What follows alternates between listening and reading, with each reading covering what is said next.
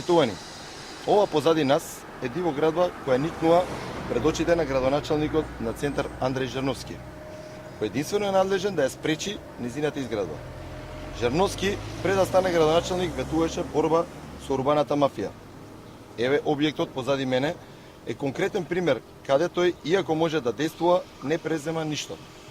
Жерновски дури оди дотаму што не си ги почитал собствените одлуки донесени од службите на општината со која раководи. За оваа дивоградба, која никнува во срцето на градот Скопје, е донесено решение за стопирање на градбата, но Андреј Жерновски, како градоначалник, не постапува по истото. Фактот што Жерновски ги игнорира одлуките и на собствените служби, но и фактот што ги игнорира повеќето петиции на граѓани кои се противат на оваа дивоградба, говори дека за ваквото толерирање постојат можеби бизнис интереси.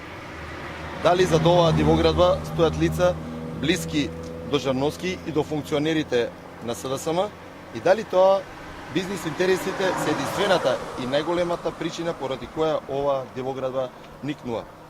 Веќе е јасно дека Жерновски се што вети пред да стане градоначалник се излажа.